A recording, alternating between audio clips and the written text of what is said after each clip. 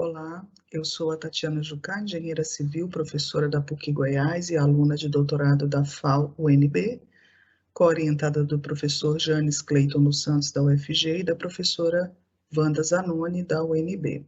Vou falar sobre o uso do drone como tecnologia disruptiva na inspeção de fachadas. A grande motivação dessa pesquisa foi avaliar a eficácia do uso do drone como ferramenta de inspeção de fachadas, tendo em vista que esse tipo de equipamento vem sendo amplamente utilizada para a inspeção de pontes e outros edifícios. A gente sabe que após o processo de inspeção predial, temos resultados sobre o estado de conservação, funcionamento do edifício e de seus sistemas, e também da possibilidade de fazermos um acompanhamento sistêmico de como que está o funcionamento ao longo da vida útil. No entanto, para a fachada, existe uns grandes desafios são a extensão dos panos dos edifícios, a altura destes, as condições de segurança para que a pessoa que vai coletar esses dados consiga identificar esses danos de forma segura, além da posição dos equipamentos necessários, como balancins, andaimes e cadeirinhas. Sendo assim, o objetivo da pesquisa foi identificar e analisar as abordagens relacionadas ao drone para inspeção em fachada, identificando seus avanços e também as lacunas relacionadas ao tema. Como método de pesquisa, usamos então a revisão sistemática da literatura, em que os termos de busca apontados foram Facade Inspection, Drone e Unmanned Aerial Vehicle. As fontes de busca usadas foram o Scopus da Elsevier e o Web of Science, e em que combinamos as strings de busca com os buscadores booleanos AND, que é o e o OR, que é o OU.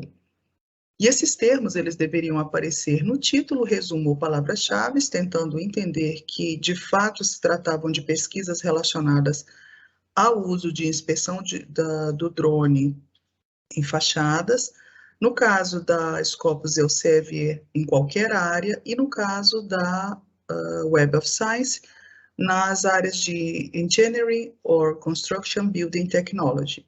Não foram restritos, então, períodos de busca e a coleta aconteceu em julho de 2021. Os dados foram inseridos no gerenciador de arquivos da LAPS UFSCar, um programa chamado START, em que os critérios de elegibilidade foram a exclusão de documentos repetidos, seguido da leitura de título, resumos e palavras-chave, para que se tivesse a plena convicção de que se tratava de documentos relacionados ao tema. Em seguida, foi feita a leitura completa dos trabalhos para a seleção dos artigos e os textos considerados potencialmente relevantes foram analisados em profundidade. A última parte foi seguida da extração, em que os arquivos que passaram pelos critérios de inclusão e elegibilidade foram considerados aceitos. A combinação dos resultados, então, foi feita para conectar esses conhecimentos. Como resultado, foi feita uma análise bibliométrica em que dos 59 documentos identificados, 50 eram da Web of Science, 9 da Scopus, nenhum texto ocorreu em duplicidade. Nos critérios de elegibilidade, 15 textos foram inicialmente excluídos por não se tratarem do foco do trabalho, e 24 tratavam-se de revisões sistemáticas de literatura. Sendo assim, 20 artigos foram aceitos no total e foram passados, então, para a etapa de extração. 4 destes não estavam disponíveis e 11 ainda, após a sua leitura completa, se identificou como a revisão também de literatura. Sendo assim, a extração foi feita em 5 documentos, sendo que um era da Web of Science e 4 da plataforma Scopus. Aqui é um resultado ainda da etapa de seleção, em que a gente mostra a crescente do número de artigos que tratam sobre a string de busca, e na etapa de extração, a gente percebe que os artigos que tratavam especificamente de uso de drone para inspeção em fachadas se concentraram aqui nessa linha azul, de 2019 a 2021. Aqui também nós temos um mapa de palavras, em que a gente percebe que inspection, drone e UAVs, não é, são as palavras que têm maior frequência, que aparecem com maior frequência, por isso que elas têm um tamanho maior de fonte, né?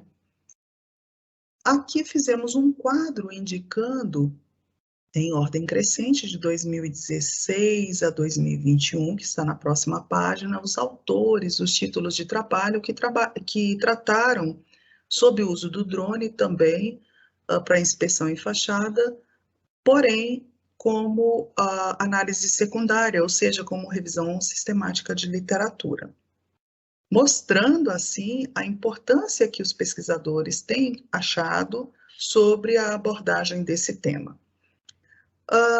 No entanto, os 5 artigos que de fato trataram sobre o uso do drone para inspeção em fachadas foram esses aqui, estão colocados em ordem crescente. Então, de 2019, nós temos Xixi, que avaliaram o estado de degradação de fachadas em edifícios altos, né, em que ele utilizou redes neurais para classificar os danos que ocorriam em placas cerâmicas aderidas em fachada, em que eles detectaram um acerto de cerca de 86%. Já Bowman et al., eles propuseram o uso de redes neurais convolucionais para identificar danos em fachadas cortinas. Nesse caso da análise do Bowman, eles utilizaram, então, propuseram uma arquitetura em rede neural e que vai estar sujeita a teste posteriormente, tá? Ela não foi testada. Mohamed e outros autores investigaram uma solução para reconhecimento automático de fissuras em vidro, né, por padrão binário. A ideia era detectar bordas através de padrões RGB, que são 3 cores, né, vermelho, verde e azul, ou ICB-CR, para ajudar, auxiliar na classificação, então, desses vidros fissurados. E aqui eles utilizaram apenas 14 imagens, tá? Falorca e Lanzinha usaram as imagens de drone para inspeção em fachadas de edifício, em que eles conseguiram detectar destacamentos, fissuração, superfícies irregulares, apenas através das imagens coletadas, então, tanto de fotos quanto de filmagens. E o Shen, que foi o último pesquisador, ele avaliou, então, a utilização do GIS para detectar, para geração de mapas, na verdade, né? Geração de mapas 2D através dos key points e chegaram em resultados também com uma precisão espacial considerada aceitável. Os equipamentos utilizados pelos pesquisadores foram esses em que a gente percebe que para a inspeção em fachada, o que é extremamente relevante? O tempo de voo, então, por bateria, que na maior parte do tempo aqui a gente percebe que eles têm entre 25 minutos, né? O alcance do controle, porque senão ele sobe, o equipamento sobe e perde o controle. No entanto, para a inspeção em fachada, é também extremamente relevante a utilização de sensores em que ele consiga, o equipamento por si só consiga identificar obstáculos e não bater, não é? Então, alguns têm, outros não têm. Também é extremamente importante, no caso da aquisição de imagens por drone, que ele possua uma boa resistência ao vento, porque à medida que você sobe, principalmente em relação ao gabarito, as pressões de vento são maiores e, portanto, existe o efeito do arrasto e que pode também influenciar na qualidade das imagens adquiridas. Como considerações finais, nós temos que a revisão sistemática apontou o interesse dos pesquisadores, né, principalmente no último, relacionados aos últimos 5 anos, para inspeção em fachada. Notamos a necessidade da integração dos conhecimentos da engenharia diagnóstica e da ciência da computação. Percebemos a tendência da área para o uso do drone em inspeções e principalmente que há o consenso sobre a rapidez na coleta de dados em comparação com a técnica tradicional, né, e também a redução de custos, né, e de riscos para a equipe envolvida. No entanto, ainda há limitação de estudos que visam a composição de banco de dados de imagens para avaliar diferentes manifestações patológicas. Outras questões apontadas é que os avanços permitem o reconhecimento automático de um grupo relevante de manifestações patológicas e que a aquisição das imagens pode ser de grande importância para a gestão da manutenção e, principalmente, que essas metodologias para documentação digital, registro e monitoramento, elas mostram-se estratégicas para a gestão do estado de degradação das fachadas. Nós agradecemos, então, e ficamos à disposição, em nome da PUC Goiás, UFG e UNB.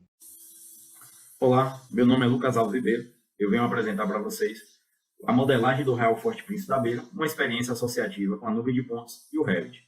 A autoria do artigo é minha e do arquiteto e urbanista João Vitor Guimarães Santos. Eu sou engenheiro civil, atualmente sou aluno do mestrado da pós-graduação de Arquitetura e Urbanismo na área de conservação e restauro.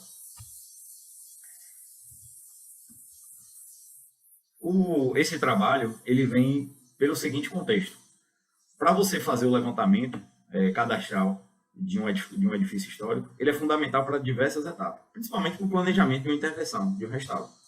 Atualmente, se utiliza muito os métodos diretos, porém, eles demandam um elevado tempo de coleta de dados, além de ter algumas dificuldades no campo para que seja possível coletar essas informações, principalmente por conta de altura e também a depender da dimensão do edifício. Então, a gente procurou, nesse trabalho, utilizar uma técnica alternativa, que se chama DSM. Ela surge como uma boa opção, porque ela diminui o tempo de trabalho, e também ela possui um custo envolvido menor, e possui, muitas vezes, até uma precisão maior do que a utilização do método direto.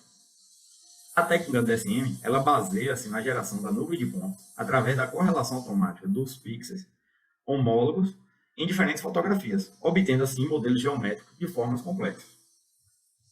Então, o objetivo do nosso trabalho é exatamente demonstrar como foi feita a construção do modelo geométrico do Real Forte Príncipe da Beira, em Rondônia. É um forte que fica próximo à cidade de Costa Marques, no estado de Rondônia, e fica na divisa com a Bolívia. A gente utilizou o software Metashape para construir essa nuvem de pontos. Utilizamos um drone para retirar as fotografias que foram inseridas no Metashape e, a posterior, com a nuvem de pontos, a gente fez a modelagem no software Revit. Então, a metodologia desse trabalho ela é dividida em 4 partes. A primeira é o planejamento e coleta de dados do ponto de controle, que é o que vai trazer uma qualidade posicional do modelo que está sendo elaborado. O levantamento fotográfico com drone, o tratamento dos dados e processamento das fotos para a geração de nuvem de pontos e, por fim, a integração e construção do modelo tridimensional utilizando a ferramenta Revit. Na primeira etapa do planejamento, a gente utilizou uns alvos de 50 por 50 centímetros com placa de PVC de 3 milímetros. A gente pintou em uma cor de preto, já que a placa era branca, para criar exatamente um alvo. E no centro desse alvo, a gente utilizou um receptor GNSS no modo RTK para obter a posição daquele ponto a posição geográfica daquele ponto, que a posterior a gente vai inserir no software Metashape. E para fazer o plano de voo, a gente utilizou o Pix 4D na versão 4.0 e a gente solicitou 2 informações basicamente. Uma que era a sobreposição mínima de 80% de área entre uma fotografia e outra, e a altura do voo, que foi de 85 metros. A gente poderia ter feito um voo menor, só que a altura menor, mas traria muito mais fotografias, demandaria também mais tempo na coleta de dados, de bateria e etc. Mas na frente vou entrar mais em detalhes. A segunda etapa, do levantamento fotográfico, a gente utilizou o drone Phantom 4 Pro da DJI. Como eu já disse, a gente fez o voo a 85 metros de altura e a gente teve como resultado 352 fotografias. Para o tratamento e processamento das fotos, para que se gere a nuvem de pontos, é basicamente seguir um fluxo de trabalho do software Metashape. Basicamente, você converte as coordenadas que você tirou do RTK para inserir no programa, você tem que fazer essa conversão e colocar em Sirga 2000. A gente utilizou a zona 20S, que é uma zona UTM, que passa pelo estado de Rondônia. Então, a gente importou essas coordenadas, né, corrigidas para o software e fizemos alinhamento. O alinhamento é exatamente o momento em que o software ele começa a aplicar a técnica DSM e correlacionar uma foto com outra, identificando os pixels que são iguais e que formam a nuvem de pontos inicialmente esparsa. Quando a gente tem essa nuvem de pontos esparsa, a gente faz o ajuste dos pontos de controle ao centro do alvo. Então, a gente já tem a nuvem de pontos e a gente tem a coordenada obtida pelo RTK. Então, a gente faz indicar o programa que, na verdade, aquele ponto está no centro do alvo. Quando a gente faz esse ajuste, a gente exclui esse primeiro alinhamento, né, essa nuvem de pontos esparsa, faz o realinhamento e, depois disso, a gente cria a nuvem de pontos densa, que seria a nuvem de pontos utilizada nas demais etapas que eu vou apresentar. Em complementação, a gente criou o modelo digital para que a gente pudesse gerar a ortofoto do Forte, que ajudou na construção do modelo no software Revit. Por fim, né, a integração do desenvolvimento de trabalho foi a integração e construção do modelo tridimensional na ferramenta Revit. Para fazer isso, primeiro a gente teve que transformar a nuvem de pontos que estava no Metashape, no formato .las, a gente teve que passar para o Autodesk Recap, e do Recap a gente salvou no ponto .rcp para ser inserido no Revit. Depois de a gente ter importado a nuvem de pontos no Revit, a gente iniciou a modelagem com a criação de fases. Basicamente, a gente criou duas fases. A fase do Forte no estado atual e a fase do Forte no estado reconstituído, ou seja, de como ele seria na sua construção, né, na sua originalidade.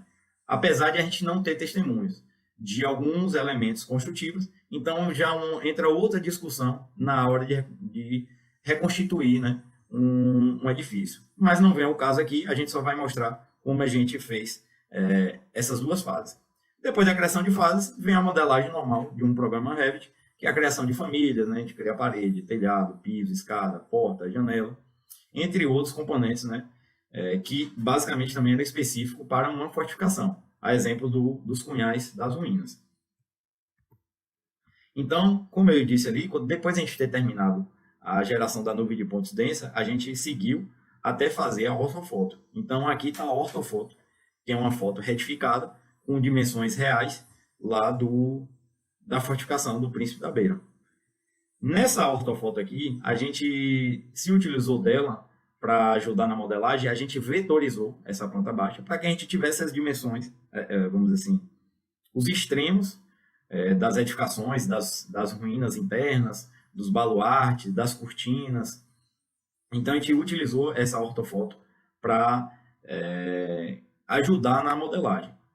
E aqui é um exemplo disso. Percebam que tem essa linha aqui um pouco mais escura e tem esses pontinhos que acabam passando um pouco a linha. Esses pontinhos é a nuvem de pontos, mas perceba que o casamento entre a nuvem de pontos e o que foi vetorizado na ortofoto, de certa forma, tem um resultado satisfatório, porque ele condiz com o que está realmente lá na edificação. E aí, se vocês perceberem, tem um pouco de perda ali de pontos na entrada, que era uma porta. Como o drone ele não consegue levantar a área interna, até por conta de limitações de altura do ambiente, então a gente tem uma perda na área interna. É a área interna, e aí já é uma limitação da técnica DSM com o Vant que a gente utilizou, ela teve que ser feita por medição direta. Aqui a nuvem de pontos, olha a qualidade obtida. Isso a gente construiu, né, o modelo na fase atual, onde estão as ruínas, né. Na fase reconstituída, então a gente já colocou telhado aí nas edificações. E aqui estão alguns resultados dos renders. A ruína, como ela está, como ela seria reconstituída, a ponte levadiça que não existe mais. Então, dá a possibilidade de você fazer esse tipo de trabalho, de você imaginar como seria a fortificação quando ela terminou de ser construída. Então, aqui ficam algumas considerações finais desse trabalho. Dado o desafio, né, da coleta, da dimensão, foi satisfatório, porque a gente basicamente fez 2 dias de levantamento de campo e depois a gente fez a geração do nuvem de pontos em até 15 dias. E a modelagem demorou uns 4 a 5 meses para modelar o forte todo. E é satisfatório o resultado, né? Porque as texturas, as formas, os traços da arquitetura ficaram condizentes à realidade. Agora, sim, fica perceptível, né, que o programa Revit ele não é próprio para edifícios históricos. Então, a gente não encontrou nenhuma biblioteca disponível. E isso demorou um pouco mais na modelagem, porque um cunhal a gente tinha que fazer, a família, porta a gente tinha que fazer, mas a expectativa é que no futuro isso facilite. E outro detalhe que eu já comentei, que não é dispensável no uso dessa técnica, o uso dos métodos diretos. A exemplo, nos ambientes internos, onde o drone não pôde voar e a gente teve que fazer a medição por via de treino. Aqui são nossas referências e a gente faz o agradecimento ao NTPR, que é o Núcleo de Tecnologia da Preservação e da Restauração, em especial ao professor Mário Mendonça, que é o nosso coordenador, e aqui fica o contato dos autores. Eu, Lucas Alves Ribeiro e João. Muito obrigado a todos.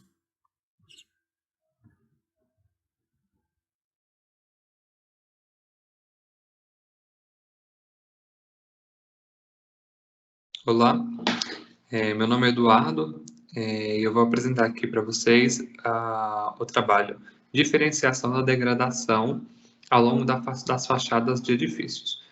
Como eu já falei, meu nome é Eduardo, eu sou orientado pelo professor Elton Bauer e eu sou aluno do programa de pós-graduação de Estruturas e Construção Civil da Universidade de Brasília. Então, como foco do meu trabalho são as fachadas, gostaria aqui de introduzir que essas fachadas elas são uma camada de proteção de toda a minha edificação. Por que ela é uma camada de proteção? Porque ela vai estar exposta às ações de degradação, que vão estar ali degradando o meu sistema. Então, essas fachadas elas são fundamentais para garantir o desempenho e a durabilidade dessas edificações. Segundo a ISO 15686, ele classifica os agentes de degradação segundo a sua natureza. Então, ele tem ali, segundo a natureza mecânica, eletromagnética, térmica, química e biológica. Vale ressaltar também que, dentre os diferentes tipos dos agentes de degradação, há uma forte correlação entre a radiação solar incidente e a degradação das fachadas. Isso aí é o responsável pelo surgimento de diversas anomalias, como descolamento cerâmico, fissuração, falha nas juntas e eflorescência. Diante desse contexto de degradação de fachadas, Bauer e colaboradores eles têm desenvolvido, nesses últimos anos, uma base de dados composta por diversos edifícios da cidade de Brasília. Essa base de dados ela foi construída a partir de uma análise do método de mensuração da degradação, que é o MMD. Dessa forma, o objetivo do meu trabalho ele é investigar o comportamento da degradação da fachada, considerando edifícios com revestimento cerâmico e como ela vai se comportar em função dos diferentes andares das amostras estudadas. Então, como metodologia, eu utilizei essa base de dados que eu já falei, né, que foi desenvolvida por Bauer e colaboradores, onde dentro dessa base de dados eu selecionei 6 edifícios, onde esses 6 edifícios me resultaram em 31 amostras. Esses edifícios eles apresentavam idade variada entre 13 e 43 anos, o tipo de estrutura deles era concreto armado, o tipo de substrato era bloco cerâmico, o material de acabamento era partilha cerâmica. Dentro desses edifícios, eu dividi esses edifícios em 3 grandes grupos, de acordo com a idade. Então, os que tinham uma idade menor que 20 anos, entre 20 e 30 anos, e os maiores de 30 anos. Vale ressaltar que a maioria dos edifícios eram compostos de 6 pavimentos, com exceção do edifício A1, que era com 12 pavimentos. Então, eu utilizei a metodologia do método da mensuração da degradação em toda a minha análise, e eu dividi os danos identificados nos edifícios em 4 grupos, segundo os grupos que esse método, que o MMD, nos fornece. Então, eles foram divididos em descolamento cerâmico, fissuração, falha nas juntas e eflorescência. Como análise, eu também utilizei o indicador de degradação, que é o fator de danos, que ele foi o indicador que me permitiu quantificar todo o meu processo de degradação. Então, o fator de danos é o quê? Ele mede, é um indicador, né? Onde ele é ali uma razão entre o somatório da área total degradada da amostra dividido pela área total da amostra. Né? E eu também utilizei esse mesmo fator de danos também agora em relação aos pavimentos. Então, esse fator de danos em relação aos pavimentos é o somatório da área degradada por pavimento dividido pela área da amostra. Então, já entrando aqui nos meus resultados, a minha análise ela partiu de uma área total de 8.000 metros quadrados, onde eu pude constatar danos numa área equivalente a 1.254,5 metros quadrados de área. Vale ressaltar que dessa área degradada, ela representa 15% da minha área total, onde eu pude observar nesse círculo ao lado a distribuição das patologias. Considerando apenas a área degradada, a gente pôde constatar que 58% das patologias identificadas eram provenientes de descolamento cerâmico, seguido dos processos de fissuração, falha nas juntas e, em menor quantidade, a presença de eflorescências. Traçando o gráfico aqui do meu fator de danos em função da minha idade, a gente pode observar uma curva do tipo polinomial, assim como foi identificado por outros autores também. Onde nessa curva mostra uma tendência aí de que à medida que a idade avança, o meu fator de danos ele aumenta, ou seja, os meus edifícios eles acabam ficando mais degradados. Isso considerando que não sejam feitos, isso considerando o processo natural, né, de degradação. Esses resultados aqui, eles mostram esses meus fatores de danos em função do pavimento de cada andar. Onde eu pude traçar também uma curva média, de fator de danos médio, e essa minha curva de tendência, ele também mostrou uma curva do tipo polinomial, assim como do gráfico anterior. E ele mostra para a gente uma tendência de que, à medida que o número que vai elevando o número de pavimentos, teoricamente esse fator de danos vai aumentando.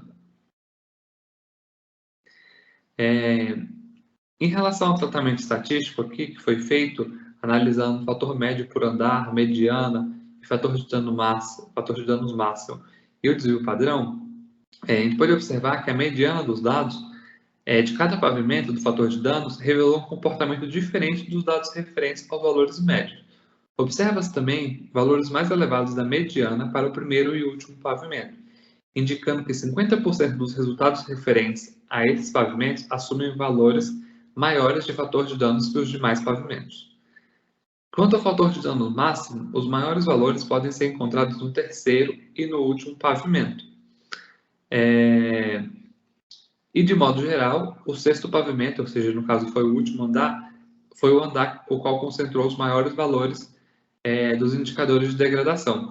Vale ressaltar aqui que não foi possível identificar um padrão de comportamento em relação à degradação em função dos andares, pois houveram algumas oscilações que não me permitiu ter essa tendência de forma tão clara. Outro detalhe que vale se ressaltar, que nesse tratamento estatístico foram utilizados apenas os edifícios com 6 pavimentos, que foram os edifícios de A2 até A6. Foi desconsiderado o edifício A1. Como ele apresentava 12 pavimentos, quando era colocado esses dados no gráfico, isso acabava atrapalhando a curva de tendência. Então, o edifício A1, que era o edifício com 12 pavimentos, ele foi desconsiderado do estudo nesse aspecto. Então, como conclusões, o estudo trouxe aqui que, dentre as anomalias identificadas, os danos referentes ao descolamento cerâmico foi o mais frequente nos edifícios, seguido dos danos de fissuração, falha nas juntas e, por fim, eflorescências. À medida que a idade do edifício avançou, o aparecimento e a intensificação dos danos acabavam sendo mais frequentes, o que leva a uma deterioração da envoltória e uma diminuição da vida útil do sistema. Houve também uma elevação significativa do indicador de fator de danos, ao comparar as amostras dos edifícios das faixas menores de 20 anos com as faixas, com a outra segunda faixa, né, que seria de 20 a 30 anos. Quanto à análise do indicador de degradação em função dos andares dos edifícios, a curva de tendência dos valores médios de fator de danos indica um aumento do indicador com a elevação do pavimento. No entanto, os valores das medianas dos dados analisados não indicou essa tendência. E, por fim, observa-se a influência da idade nos resultados do fator de danos para cada pavimento, uma vez que, com o aumento da idade da amostra analisada, tem-se uma elevação dos resultados, podendo interferir na tendência observada. Essas aqui foram as referências utilizadas no trabalho e eu agradeço a atenção.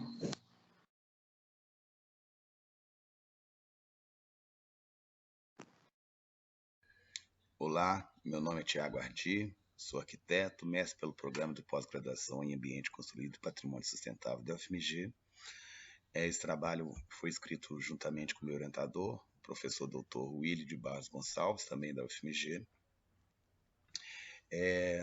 Esse artigo busca explorar o uso da lógica fuzzy no processamento de imagens digitais, obtidas por RPA em protocolos de monitoramento de fissura no patrimônio cultural arquitetônico. Então, nós buscamos aqui trabalhar com questões de fotogrametria, análise de imagens digitais por meio de técnicas de binarização e reconhecimento de pixels, no estudo de caso que é a igrejinha de São Francisco de Assis, projetada pelo arquiteto Oscar Niemeyer, aqui em Belo Horizonte.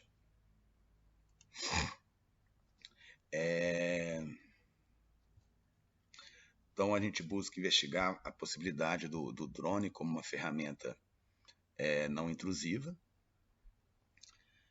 e como poderia ser utilizado essa tecnologia não invasiva, não intrusiva, com RPA a partir das imagens, das fotografias capturadas pelo RPA.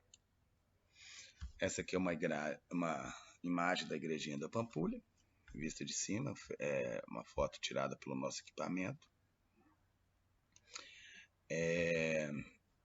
O artigo também investiga, dá uma continuidade no projeto de mestrado, na pesquisa de mestrado do arquiteto Otávio Starling, aqui também da Federal, onde ele investigou os históricos de intervenções, né, da igrejinha de Pampulha, entre 1954 e 2018.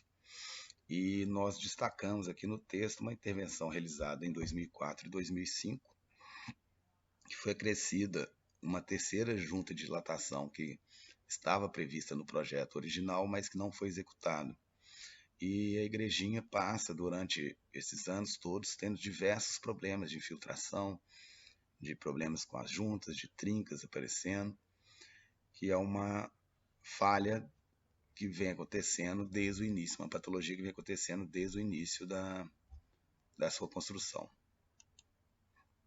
Então, o primeiro momento dessa pesquisa, nós passamos a investigar uma inspeção visual, né? Então, nós percebemos que as juntas de dilatação estavam irregulares, crescimento de vegetação na calha, e isso que deu para a gente perceber os principais problemas estruturais que estavam, de patologias que estavam na construção a olho nu. Então, resolvemos levantar o drone, né? Foram realizados 2 voos, um dia 3/2 e no outro dia 28/10, ambos de 2021. Por decisão de segurança do voo, nós resolvemos voar a 45 metros de altura num Phantom 3 Pro. Os ambos voos foram feitos com o mesmo planejamento no aplicativo Pix4D, que aqui seriam os pontos de captura, né? Então, foi utilizado pontos de controle georreferenciados em solo, para obter as imagens para a gente poder processar. Então, o primeiro processamento foi gerado uma nuvem de pontos no programa Agisoft Metashape, até chegar na fase da execução, da geração de uma ortofoto. As ortofotos ficaram bem similares, uma vez que nós fizemos com horários parecidos e com o mesmo voo. Então, nesse voo aqui, nós percebemos uma anomalia justamente entre a segunda junta de dilatação e a terceira junta de dilatação, que aqui seria uma fissura aparecendo, e optamos por monitorá-las. Então, para a gente investigar isso, a gente tentou como que a gente poderia resolver, tentando utilizar a lógica fuzzy no processamento de imagens digitais. A lógica fuzzy é um sistema de binarização, né? um método que a gente vai chamar aqui de matricial, que seria uma contagem de pixels. O pixel tem essa forma quadrada. No nosso caso, pela altura do voo, o nosso pixel ficou com 2 centímetros quadrados.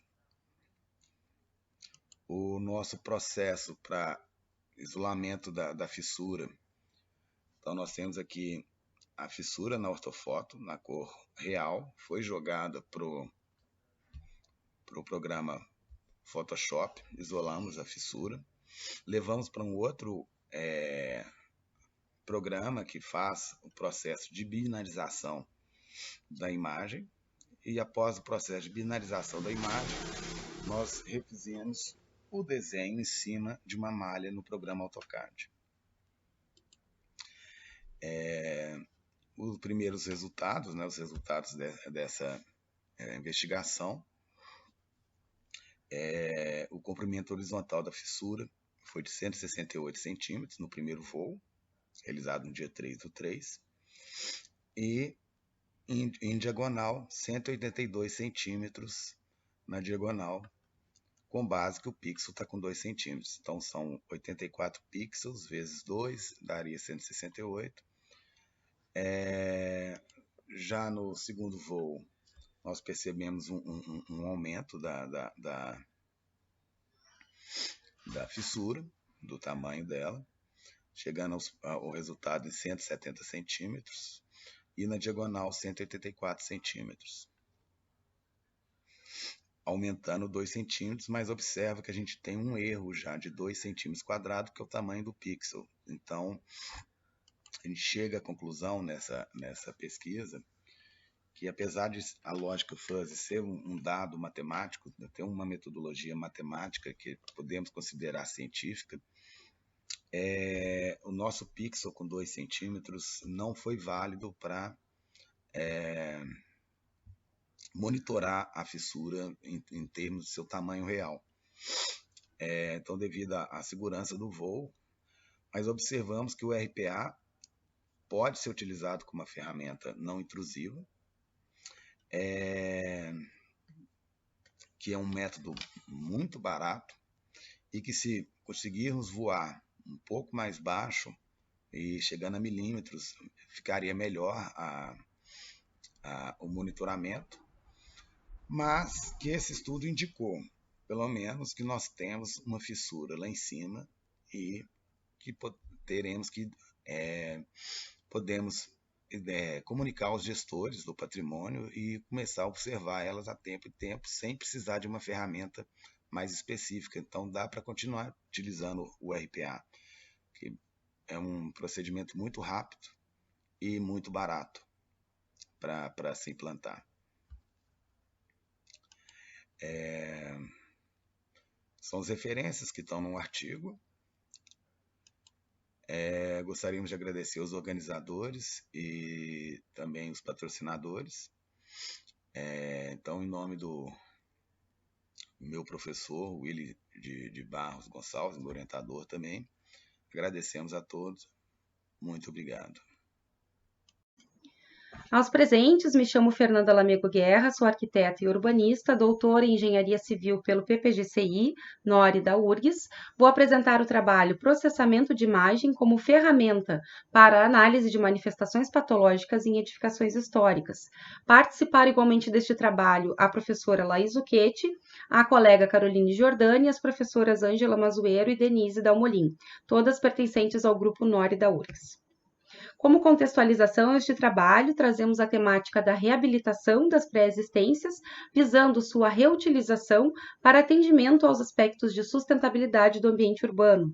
Além disso, medidas de preservação atendem a aspectos históricos de pertencimento, de legado, memória, registro de técnicas e materiais construtivos, o que representa um importante positivo impacto.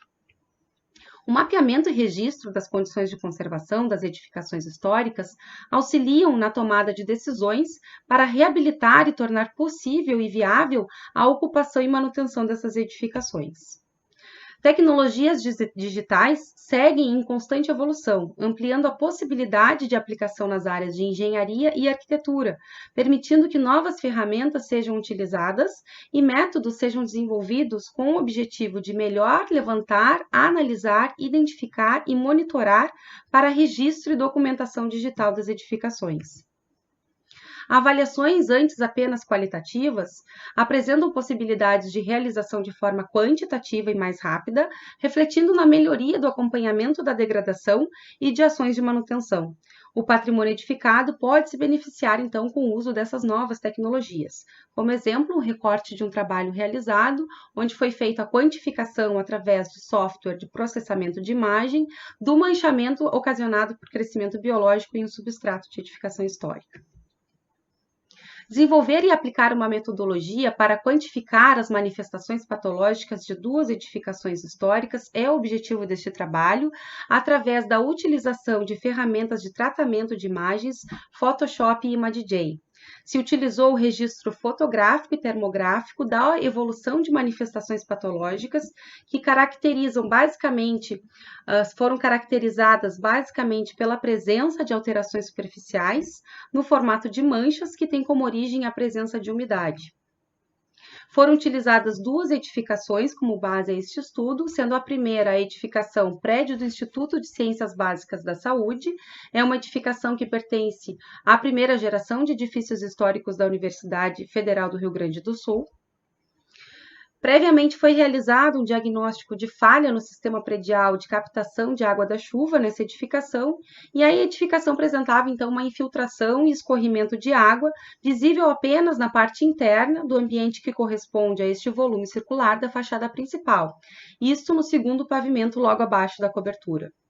Essas imagens, então, a primeira é da parte interior desse salão nobre, onde foi verificada a infiltração, e à direita se encontra a imagem fotográfica da parte interna da platibanda, onde se visualiza a calha que recolhe, então, a água proveniente do sistema de cobertura. A análise qualitativa e o diagnóstico do problema através da técnica não destrutiva de termografia foi realizada através de um estudo prévio publicado em Sokolowski et al. 2018. Essas imagens foram, então, utilizadas no presente estudo como forma de avaliar, de modo quantitativo, a área de abrangência da umidade na superfície interna. A infiltração, então, proveniente desse extravasamento da água nas calhas, que eram, então, subdimensionadas no período de forte chuva, pôde ser facilmente detectada e mapeada nas imagens obtidas por termografia, o que permitiu a aplicação do método quantitativo descrito a seguir. Essas imagens, então, são da delimitação da área considerada necessária ou pertinente à quantificação, e aplicação do método deste trabalho. Primeiramente, as imagens termográficas foram, então, processadas no software Photoshop, e seguindo as etapas descritas neste slide, onde foram, então, dispostas sequencialmente para a comparação e verificação da área de recorte a ser realizada através da ferramenta Crop Tool. Em seguida, as imagens foram também ajustadas para que apresentassem a mesma quantidade de pixels. Aqui, então, a sequência das imagens ajustadas já no software Photoshop. Em seguida, as imagens foram, então, tratadas no ImageJ, que é o software capaz de proporcionar a quantificação do manchamento. Através, então, das ferramentas de ajuste Color Threshold, foi feita a configuração e seleção do número de pixels de forma igualitária entre a sequência de imagens e, em seguida, então, utilizou-se a ferramenta Analyze Measure para a quantificação em área do manchamento delimitado em preto nas imagens, né, correspondentes à primeira medição, à segunda e à terceira medição. Como resultados da análise desse método aplicado ao prédio do ICBS, verificou-se uma quantificação de 0,5% de manchamento no termograma 1, 1,78% de manchamento no termograma 2 e 7,62% de manchamento no termograma 3, confirmando, então, o aumento da área de manchamento na evolução da infiltração que acontecia, então, na superfície dessa parede. A segunda edificação utilizada como estudo neste trabalho é a Casa Godoy, de 1907, uma edificação da cidade de Porto Alegre. Ela também foi previamente objeto de estudo em uma análise em que foi feita a verificação do crescimento biológico em ambientes interiores e nas fachadas dessa edificação. Em virtude, né, de visitas de inspeção em que eram feitos o registro fotográfico da evolução desse manchamento ocasionado por crescimento biológico, se obteve, então, dados que foram utilizados para a realização deste estudo que está sendo apresentado. Aqui, então, mostra-se uma imagem da fachada, onde o ambiente está delimitado, e também em planta baixa o ambiente que foi utilizado como objeto de estudo deste trabalho. Aqui a sequência de imagens que foram, então, tratadas nos softwares de processamento, Photoshop e ImageJ, e a quantificação foi realizada, então, neste manchamento da área da laje do ambiente interior. As etapas, então, apresentadas para o estudo dentro do software Photoshop corresponderam, então, à sua disposição lado a lado das imagens, o recorte da área de interesse, o ajuste, né, através da ferramenta Free Transform, da perspectiva das imagens, considerando que elas foram obtidas a partir de diferentes pontos de observação. Por fim, também foi feito o ajuste com relação à luminosidade e contraste, e as imagens foram equalizadas com relação ao número de pixels. Aqui, então, o resultado das imagens tratadas no software Photoshop. Em seguida, elas foram equalizadas no número de pixels e ainda se utilizou de uma ferramenta capaz de delimitar a área de interesse a ser quantificada no software ImageJ. Então, se utilizou da ferramenta Magic Wand Tool e toda a área de interesse do manchamento foi deletada e o fundo branco, então, poderia ser detectável no software de quantificação do manchamento. No software, então, ImageJ, foi selecionada a imagem, né, com a remoção da mancha a ser quantificada, foi feito um ajuste, né, capaz de delimitar a área exata de quantificação. Essa imagem, então, mostra a área delimitada e a sua correspondente área mapeada dentro do software ImageJ, considerando que nesse software a área a ser quantificada seria a área preta de pixels. Com a medição da área total inicial e o desconto da área preta de pixels, era possível, então, se obter a quantificação da área de manchamento delimitada em branco nessa imagem. Aqui, então, um quadro com um resumo das imagens e a sua evolução desde a primeira fotografia até a última, né, na sua sequência vertical, o rastreamento, né, dentro do Photoshop da área de interesse, e aqui a quantificação das áreas pretas, que depois, então, se fazia a correspondência do manchamento referente à área branca. O resultado, então, da aplicação desse método correspondeu em 9,11% de manchamento na primeira imagem, 29,18% de manchamento na segunda imagem e na terceira imagem 65,33% de manchamento. Então, enfatizando aqui a evolução do crescimento dessa mancha desde a primeira medição em 2016 até a última medição em 2017. Como considerações finais, então, verificou-se que o método proposto com a utilização dos softwares Photoshop e ImageJ permitiu a quantificação da evolução das manifestações patológicas causadas pela infiltração de água nas duas edificações. A aplicação foi validada tanto com registros fotográficos convencionais, no caso de uma mancha aparente, localizada na superfície de um sistema construtivo, quanto com registros de termografia de infravermelho, quando o dano ocorre internamente ao sistema de vedação vertical, sem a possibilidade da sua identificação visual direta. A metodologia aplicada permitiu que fossem isolados de forma precisa as áreas atingidas pelas manifestações patológicas daquelas adjacentes que não apresentam comprometimento. Este processo facilita a identificação das condições de contorno para intervenções posteriores, visando reduzir ao máximo a interferência em edificações de interesse histórico. Como considerações finais ainda, a análise numérica mais precisa da degradação, obtida através do cálculo do número de pixels, possui potencial para tornar-se uma ferramenta importante no levantamento de danos em edificações. Este processo é realizado geralmente apenas com uma inspeção visual e levantamento fotográfico, demandando elevada quantidade de tempo para coleta e transferência de dados, muitos dos quais apresentam-se com dimensões aproximadas e imprecisas. Portanto, sugere-se a realização de mais estudos que validem essa proposta. Por fim, a utilização da tecnologia para identificação, quantificação, registro e acompanhamento temporal de manifestações patológicas através de software de tratamento de imagens apresentou-se como uma alternativa técnica viável, versátil, de fácil acesso e aplicação no diagnóstico de edificações atingidas por manifestações patológicas. Agradeço a atenção de todos, deixo o meu contato de e-mail. Agradeço também os órgãos de fomento e a Universidade Federal do Rio Grande do Sul. Obrigada. Olá a todos, meu nome é Gabriela Linhares e eu vou apresentar o artigo escrito por mim pela professora Nathalie Johanna Grutteler sobre a modelagem geométrica do Museu Anita Garibaldi a partir de produtos fotogramétricos. O artigo inicia apresentando as vantagens dos modelos geométricos, modelos 3D e dados tridimensionais no campo do patrimônio, sobretudo patrimônio arquitetônico, como a visualização, interpretação e compreensão de sítios históricos por meio desses modelos e espaços tridimensionais, disseminação de informações que pode ser feita de forma online, fornecimento de material preciso para estudos científicos e acadêmicos e preservação da memória. Os modelos geométricos eles podem ser de edificações não mais existentes, que podem ser feitos com base em documentos sobre essas edificações, ou de edificações existentes, onde a gente tem a possibilidade do uso de tecnologias digitais para uma aquisição de dados mais recente. O objeto de estudo desse trabalho é o Museu Anita Garibaldi, que fica na cidade de Laguna, em Santa Catarina. Por se tratar de uma edificação existente, nós optamos por trabalhar com a fotogrametria digital como método de aquisição de dados para a geração do modelo geométrico do museu. A fotogrametria digital pode ser resumida como um método de aquisição de dados geométricos e texturas. Ela nos permite extrair com precisão esses dados, essas informações das imagens, das fotografias, e ela pode ser classificada de diferentes formas. Uma delas é em relação à distância da câmera e do objeto. Eu trago aqui as duas que nós utilizamos, né, nesse trabalho.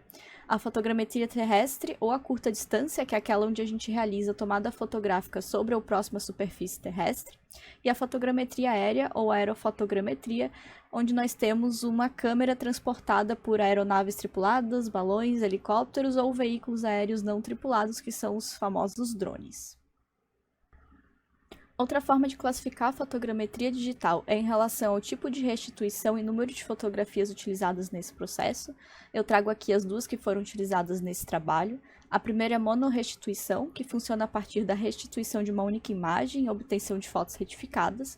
E a segunda, que é o método automatizado de restituição fotogramétrica, que nós adotamos a nomenclatura Dense Stereo Matching, DSM, que funciona a partir da correlação automática do conjunto de pixels homólogos entre as imagens do objeto, tomada de diferentes ângulos e com grande área de sobreposição. Então, nessa técnica, nós temos diferentes fotos do nosso objeto de diferentes ângulos que são inseridas no software de restituição fotogramétrica, e a partir disso o programa consegue identificar, a partir dessa correlação automática, esses conjuntos de pixels que são iguais em todas as fotografias devido a essa sobreposição, e com isso ele consegue identificar aquele ponto no espaço tridimensional, e como produto a gente tem uma nuvem de pontos, que é um modelo geométrico. O workflow fotogramétrico foi dividido em 3 etapas. A primeira é o planejamento, que consiste na análise do local e definição dos equipamentos necessários em função dos objetivos da documentação. Segunda é a aquisição de dados, que é a tomada fotográfica e levantamento de medidas de referência. E em terceiro, o processamento de dados, que consiste na manipulação e processamento dos dados adquiridos na etapa anterior para a obtenção dos produtos finais. A aquisição de dados ela inicia então com a tomada fotográfica. Em relação à tomada fotográfica terrestre, ela foi realizada com uma máquina fotográfica Canon de lente 18mm e a tomada fotográfica aérea com um drone DJI Mavic Air de lente 35mm. Na aquisição de dados foi realizada também a coleta de medidas de referência com trena manualmente, onde foram elaborados também croquis e anotações. E, por último, foi realizada uma consulta de documentação técnica existente sobre a edificação em alguns órgãos públicos, como a Prefeitura de Laguna e o IFAM Laguna. Nessa consulta, foi possível obter o levantamento técnico da edificação do museu e algumas fotografias antigas também da edificação. Esse levantamento técnico ele foi realizado por um escritório de arquitetura que realizou o projeto de restauro da edificação. A etapa de processamento ela inicia com a inserção das fotografias no software de restituição fotogramétrica. Nesse trabalho foi utilizado o Agisoft PhotoScan, onde foram inseridas então 577 fotos do museu, juntando aéreas e terrestres, para a obtenção do primeiro produto, que é a nuvem de pontos densa. Nesse caso, o processamento foi feito em alta qualidade, então o tempo de processamento acabou sendo um pouco longo, 18 horas, e foi obtida uma nuvem de 10,4 milhões de pontos.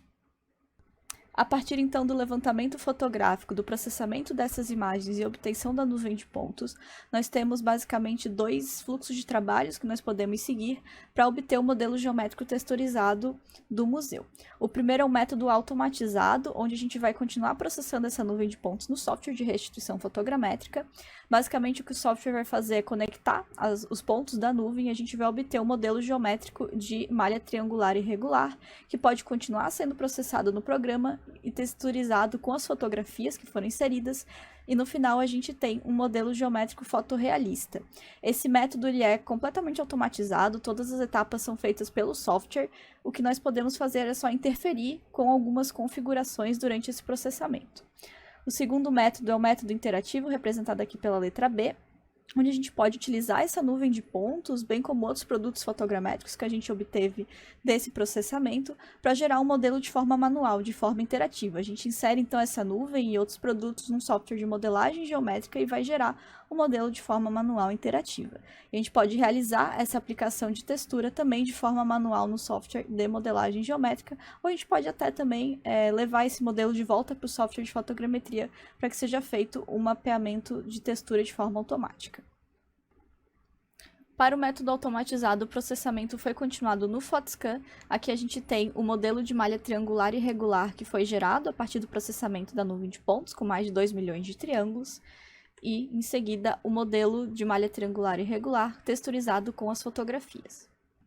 Para o método interativo foi utilizado o Blender como software de modelagem geométrica, junto com o plugin Point Cloud Visualizer para inserção da nuvem de pontos no Blender. A gente tem primeiro aqui o modelo de nuvem de pontos, seguido do modelo geométrico gerado no Blender pelo método interativo e a sobreposição do modelo gerado com a nuvem de pontos.